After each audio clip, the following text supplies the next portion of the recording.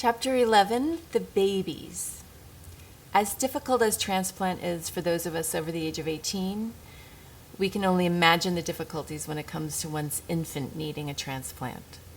Having a child born with heart disease, liver disease, kidney disease, or in need of a lung or lungs is an extremely difficult circumstance. We were very dismayed when we received our first call from Laura, the pediatric heart transplant social worker at UCLA, requesting post-transplant housing for a baby. The thought of such a young person going through the experience made our hearts hurt. We've watched parents stop working and move in with family members in order for them to take care of their children 24/7. We have helped numerous babies over the years who wait months and months for transplant.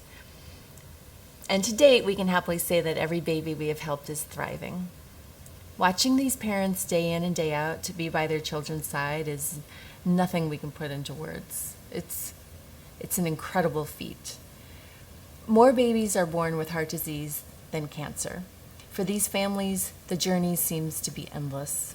Most babies or very young children that are transplanted will usually need to receive a second transplant later on. See, children grow very quickly, and it's difficult to regulate their anti-rejection medication to match their growing patterns, so their antibodies may eventually reject the organ, and they'll need a second transplant. Transplant comes with teaching your child that taking this medication is a way of life forever. Along with the challenges of taking medications, the parents or caretakers may have to learn to use certain machines. Some babies go home with, for example, a breathing machine. It takes weeks of training for a parent to learn how to deal with the many issues that could arise. Those fortunate to have help from family and friends have to learn how to schedule their time and be very organized, and more so if there are other children at home.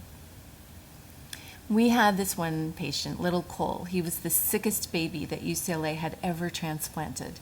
He needed a new heart. He lived in the hospital for 18 months, starting at 6 months after his birth.